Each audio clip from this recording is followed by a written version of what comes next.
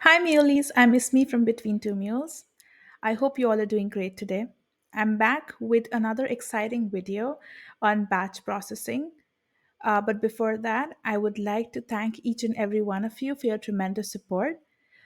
Thank you for giving us your feedback. We read each and every one of them, and we really value your feedback. So please continue to support us. And with that, without any further ado, let's deep dive into what is batch processing in MuleSoft. Hello, everyone. Let's deep dive into what is Mule batch processing. But before that, let me introduce you to our team. I am Ismeet Kaur, and we have Shubham Kalsi also. We both are the co-founders of Between Two Mules, and together we try to bring you new content related to MuleSoft, mostly every week. So today we will be talking about what is batch scope and diving a little bit deeper into what is batch scope. Then we will directly jump to understanding the use case on which we have prepared a demo, and we'll be understanding every nook and cranny of batch scope, and then we'll reflect back on what we learned today. So before I start into what is batch processing, I'm sure this is something about which many of you might be aware of, and for those who are not aware of, we'll cover it pretty in depth today. If you have already studied for the MuleSoft Integration Architect certification or are in the process of studying about it, this topic is very widely covered in that certification and can be very helpful for you to understand and pass your certification on this topic. So let's go ahead and see what is a batch process. So a batch scope is a way of processing records in batch or in collections. Batch processing is the processing of application programs and their data separately, with one being completed before the next is started. So it is a planned processing procedure typically used for purposes such as preparing payrolls and maintaining inventory records. So in simple terms, um, batch processing is a scope used to handle larger than memory data sets. This process is an asynchronous process and designed to be reliable. So in case of your application redeployment, the batch job resumes from the point it stops, and the source data is split into smaller chunks and stored in persistent queues by MuleSoft. So let's see what are the different components of batch scope. So batch scope has three components: a batch job, a batch step, and a batch aggregator. Uh, the batch job component automatically splits source data and stores it into persistent queues, which then makes it possible to process large data sets while providing reliability. As we mentioned before, this reliability is achieved by storing this data into persistent queues. And in the event that the application is redeployed or Mule crashes, the job execution is able to resume at that point it stopped. Then we have batch step, which is used for processing the data. And then optionally, we also have a batch aggregator component within a batch step component. Uh, this is an optional component, and you can add only one batch aggregator to a batch step. You can add multiple batch aggregator if you have multiple steps in your batch scope, but within one batch step, you can only add one batch aggregator. The initial processor within a batch aggregator must be able to accept an array of records as inputs. So batch aggregator can be very useful when you're trying to load an array of processed records to an external server. And it is also possible to use components such as for each that iterate over the array so that other processors can process the records individually.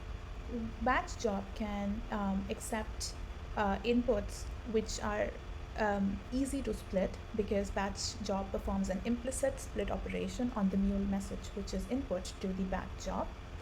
And it can accept any Java iterables, iterators, arrays, as well as JSON and XML payloads. So pretty much most commonly used data types are accepted by the batch scope. So we went through the different components of batch scope. Now let us see the architecture of batch scope and how it works.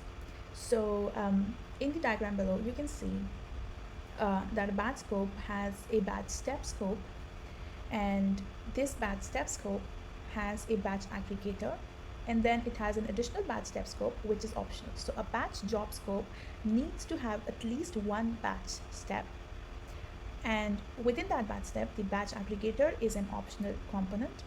And as per your need of the integration, you may add multiple more batch step scopes and batch aggregators uh, respectively. So you can see there is one more phase which we did not discuss about, which is onComplete. So onComplete is a component in batch job. So as the batch job consumes records in the onComplete phase, which occurs after all the record processing in a batch job instance finishes and does not propagate the processed records to external component outside of the batch component. However, like many Mule component, batch job component provides a way to set the target property that a downstream component inside a batch job use to gain access to the pre-processed payload that the job component receives. And because batch process is able to handle very large data set and to perform almost real-time data integrations, we need to ensure that we are implementing correct error handling to be able to retrieve the error that occurred during the processing. And to do that, we can implement error handling in batch process, and what it does is it continues to process a job from the point of failure. So it's possible to retrieve all the failed records or all the exceptions that happened in particular steps. And you can read more on this on the documentation provided by MuleSoft. But here I have an example slide for you, which indicates all the DataB functions, which allows us to to retrieve the error messages from the batch job. So as you can see, there are multiple. Let's go through some of them. So there's one which says batch is failed record. So what it does is return true if the current record has thrown an exception, but it will not give you the exception itself. To get the exception, you might want to use the batch get step exception. So what it does is it retrieves the Java map string exception and gives you the key and the name of the batch step where the record failed, and it gives you a detailed message of each exception that occurred. You might also want to just retrieve your first exception or the last exception. It's all depending on your needs of that integration. Moving forward, let's talk about where batch process can be used. So batch process, as I have repeatedly mentioned in the video, can be used to synchronize data between business applications, or it can also be used as an ETL tool to process the information into the target system. Now moving on to the demo of the video. First, let's see what is the use case that we have today and what we are discussing.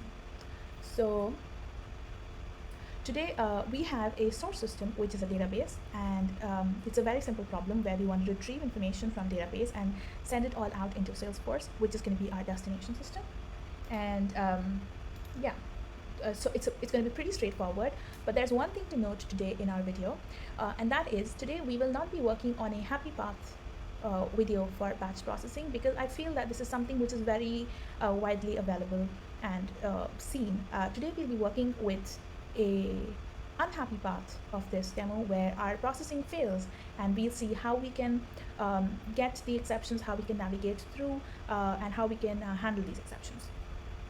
I have created a very simple flow, which I've called a batch process flow. In here, I have a listener which is running on 8081 localhost, and instead of actually connecting it to a database, I am just using a static payload. But this will work if we have a database connected here instead of a static payload. And in the static payload, I have given about 6 records, which has its ID, name, year, color, account number, some random data I got over from the internet. And this random data I want to insert into Salesforce. But my insert is going to fail because I am not adding some mandatory fields which Salesforce expects, and I want to show you how we will handle that. Okay, so moving forward, um, let's see what is a batch job. So I go and click on batch job. As soon as I click on the batch job, I'm not in the batch step, I'm on the batch job. I'm on the batch job right now. So you see that it has multiple things that we want to take a look at. So the first is name. You can just define any name you want. I have not changed the name of the batch job. It is as it is. Then it has a field called max failed records. This max failed records indicates how many records you allow the batch process to have which have failed. Then we have scheduling strategy. The scheduling strategy can be either ordered sequential or round robin. Ordered sequential is a default scheduling strategy, and I usually go with the same. You can either define a job instance ID yourself for your batch job process, or it will define a job instance ID on its own, and you can later on check it in the log. Then we have a batch block size. So batch block size indicates how many records will be batched in one batch. So here I have indicated 100, so that means it will split my input into a batch of 100 records each. Then we have max concurrency. So what it does is basically it allows you to create parallelism into the batch job. And if you give a higher value into this, it can create multiple threads, and it will run in parallel those many threads until the process is achieved. You might want to be careful a little bit about that, because the more threads that are running in concurrent, that are running in parallel, the more memory and the more processing it will need for your batch and your whole application. And you might not have that many available CPUs or cores in your application. So you just want to be very careful about it, and you have to understand that you have to play around with the block size and the max concurrency so that your application can run as expected. Then we have the target value here, which is you just like any other MuleSoft component, and it will give you the output of the complete batch process into that target value. So after that, we have a batch step. Here also we have some settings that we might want to go through. So first is a batch step. First is a name, which is anything you want to name. Then we have accept expression. So if you have some expressions that you want to be acceptable for that particular batch step, you can define it over here, and then that batch step will only accept those data which pass the expression validation. Otherwise, it will skip those data. Then we have accept policy. This is something which is very interesting. So batch job gives us the option to choose between 3 accept policies: all, no failure, and only failure. No failure being the default. So let's go through each and every one and understand what it does. So if I select all, it will allow all the data from different batches to flow through that batch step. It will not discriminate between a failed data or a successful data. It will just allow all the data to flow through that batch step. But in case if I do no failure, which is by default the option that batch job accepts or batch job implements, what it does is it does not allow any data or any record which has failed in the prior step to go through. So that means it will not allow any, let's say you have 10 records and 5 of them failed, it will only allow the 5 successful records to pass through that batch step, and it will ignore the rest 5. And then we have only failures. What it does is it only accepts the fail records and no more, and with that it will only it will allow us essentially to accumulate all the failures and display it or record it into any database or into Salesforce, wherever we want, or even in logs. So this is a very nice way of being able to track any failures that we have had in the batch process, because batch process handles such large data set. It makes our job easier to track. So then we have batch aggregator, which is an optional component in a batch job. In the batch aggregator, it is fairly simple.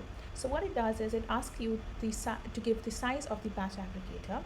What it means is this number you insert in here, that many records will be collected into the batch aggregator before processing the data any further. So let's say I want 10 records to be collected and inserted into Salesforce together. I will put the uh, insert operator of Salesforce inside the batch aggregator and set the size as 10, and what it's going to do is collect 10 record once and then insert and then run the insert operator and then collect the next 10 and insert the insert operator.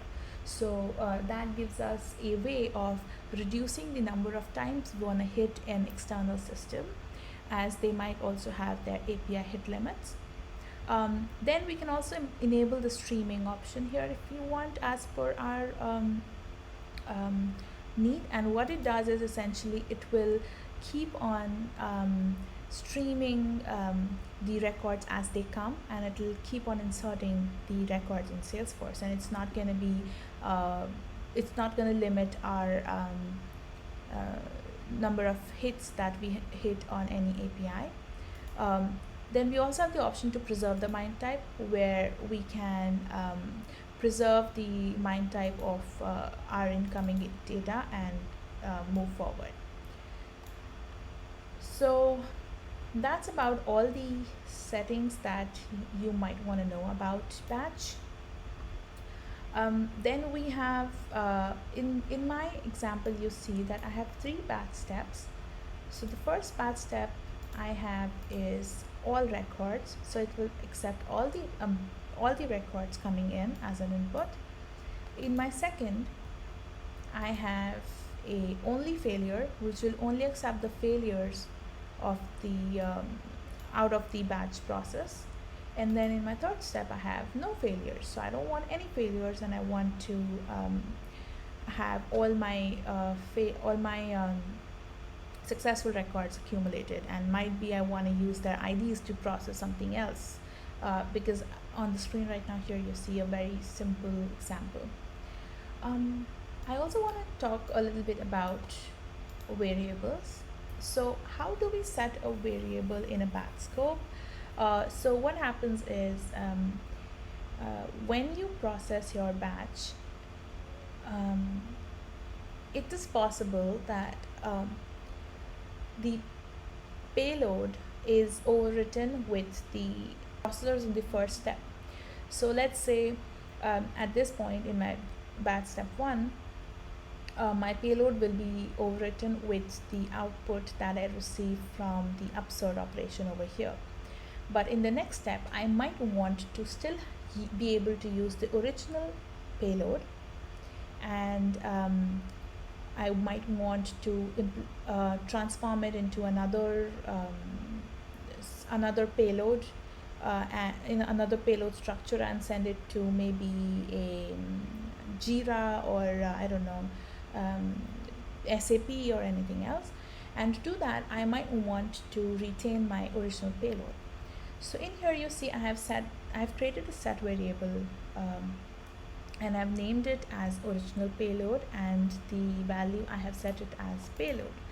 So let's quickly run this application and see how does this work. So let's hit our application. Now we have stopped here at the set payload, and the set payload we have some random records defined. Let's move forward and go to our batch process. In the batch process, as I mentioned before, we have the accept policy as all for the first batch, so all our records should pass through the first step. So now as you see, inside my payload I have only my first record, and you see here I have some variables that are being formed. So this is Mule batch internal record, and batch job instance ID. As I mentioned before, If we do not assign it, it automatically creates a batch job ID for us and we don't have to worry about it. So let's move on and see. Now we are what we're doing is we're going to set the original payload into a variable called original payload. So let's see what happens when we set it. Now you see the payload remains the same, but in the variable portion we have a new variable that was created, which is called original payload, and the value of it is exactly the same as the payload. So what it did is it stored our original payload into a variable, and now we do not need to worry about how we will retain our original payload and be able to manipulate it into a newer payload structure. So now here what I'm doing is I'm really not doing anything much because I wanted to go on the unhappy path.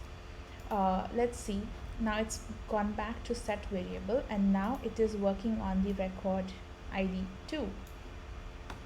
And it's going to keep on doing it until it has processed all 6 of them. So we can either go one by one, and you see now we're working on the third, or I can just move through and come back directly to batch aggregator. To come over to upsert, it needs to compile at least 6 records and then only it will upsert my records. So with that, you see the payload now is back to 6 the size, and it is not one by one. It has been compiled and accumulated, and now it's gonna insert all 6 of them and try to upsert it into Salesforce, which of course is gonna fail, as we know already. Yeah, it failed, but you see it did not throw an error. What it did was it gave you the payload, and the payload has been updated with the output from Salesforce, and the successful equals is false, and the item has 6 items in it, and each of them returns an exception where I said the required field is missing. Now what's going to happen? Now we have a batch step. In this batch step, it only accepts failures. Since all 6 of our batch, all 6 of our records failed, all 6 of them must go through the batch step 1. Let's see what happens. Oh wow, see, all the first fail record has started to come into batch step 1, and in here also I have a batch aggregator to be able to log all my failed records, and the batch aggregator is of size 10, so it will only print 10 records once, and it will not print one by one. So let's keep going and see what happens. Now it is in batch aggregator, and all of my 6 records have been accumulated. Now there's a catch. Since I did not manipulate the data, so what happened is the payload was overwritten by an empty string, and now what we have in our payload is empty, and the size is 0 for each one of them. So it's going to try to write it into the log, but it's not really going to write it into the log because it is empty, right? As you see, it tried to write and it gave me 6 empty arrays of messages. Now you see, as soon as I hit step next, it went to on complete. It did not go to batch step 2, which is strange, isn't it? It's actually not, because here I am not accepting any failures. So it will not go through this step. It will directly go through the on complete, and in my on complete, you see the payload, what it does is it has 6 failed records. Failed on complete phase, yes. Processed record 6, all of them were processed, but there were none successful, and total records were 6. So what it's going to do is it's going to try to log our exception. So as soon as I finish, you will see that instead of failing at each failed record, it accumulated, and it tells us, okay, there's an exception on this step, and we have a count of 6 failed records.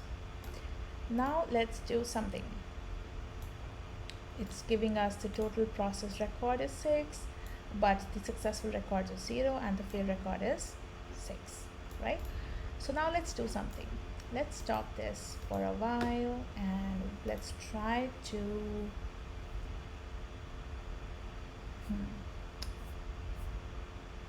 and let's try to go back in here and use the get step exceptions. So what I'm going to do is I'm going to change this and say get batch :: get step exception. That's it. Perfect. So what it's going to do is basically it's going to get the batch step exception and then it's going to accumulate that and send out the messages and log them. So let's debug it again and see if it works for us. This will also showcase us a little bit into how to handle our failed records in a batch process and what is error handling inside batch process. Okay, our application is deployed. Let's now go back to testing our application and see if we are able to get the batch step exceptions. Okay, we're back at set payload. We have our payload and we're going to go into our batch step. I'm going to go directly to batch step, and if you see, there's something we did not discuss. We did define the set variable, so our variables were stored, but right now in the batch aggregator our variable has vanished and we are not able to access our variable any longer. So that means at this point I am not able to get my original payload back. But as soon as I move after the failure to the batch step 2, where it accepts all our failure, you will see our original payload has appeared again, and it is going to appear in the exact same order as the records were processed in batch step 1. So that means that you can always relate your payload of the batch step 2 with the variable and the original payload, whichever comes in, because it's always going to be correlated and respective of one another. Now let's see what's happening. Has errors, unable to resolve reference. No. Okay, so seems like we have run into an error. Let's try to resolve it together. Let me stop this application. Let me get a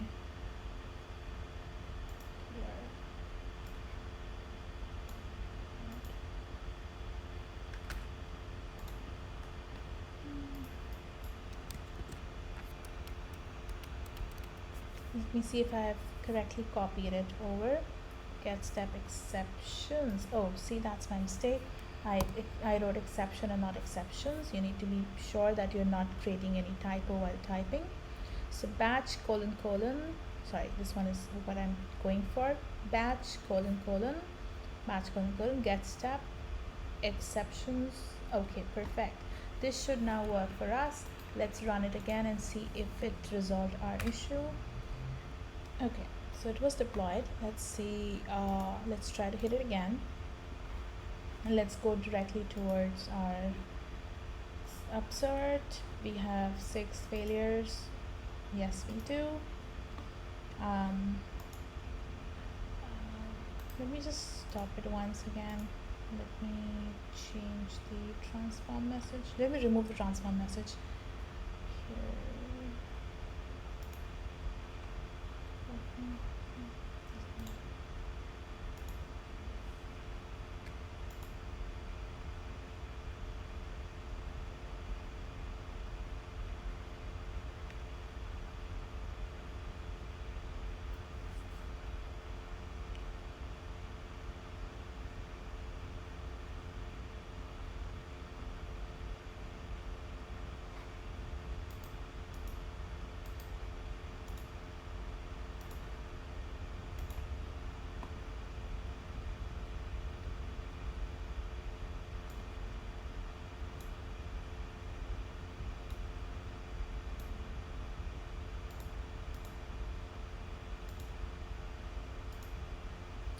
so I'm doing a little bit of changes. What I'm going to do is I'm going to do no failures first and then do only failures last.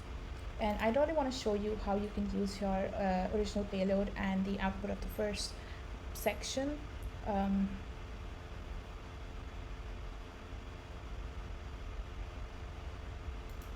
so in here I'm going to do all not no failures because our process is failing and we really want to capture the output of the first step to see how we can transform the output, how we can transform the input into something which is a combination of maybe the output the first step and the original payload. So I'm going to save it here. So here what we've done is the first one is going to be all, the second one is also going to be all because I really want to show you what's happening, and the third one is going to only capture failures. It will perform with no failures, exactly as we spoke and as we understood, so we don't really need to worry about that in this scenario. Okay, our application is started, and as you see we already have our cursor over here. So let's move ahead and see all of them fail, and yep, this should go to bad step 1 because we changed it to all instead of no failures or all failures. So as you see it is here, and in the batch we also have the original payload, and we should be able to modify our application as we need. So once we've done this, it's going to aggregate, and now it's going to go to batch step 2 because we have defined only failures, and in here we changed one thing. We added batch step get step exceptions because we really wanted to get the exception that we were seeing. So let's see what it does. We keep on doing it, and in here you see it's the original payload is still working with us, so it's walking with us, and at any point if you want to grab maybe the ID of the record along with the exception and display it like that, we are very we're definitely able to do that. So keep doing that, and then let's see, we have 6 outputs records in our aggregator, and you see each one of them has a message. So what it says is bad step. It's telling us that the exception occurred and the exception was required field missing, and these are the 2 fields. So in any case you want and need to extract your exceptions in any of the batch steps, it will tell us the name of the batch step. So the first batch step where the exception occurred was named batch step, and exactly as it shows, batch step, and the exception which occurred, and it's now very easy for us to track the exceptions that occurred and how we can fix it and log them amongst millions of records that we might be processing. So moving on, we will finish this, and this should have logged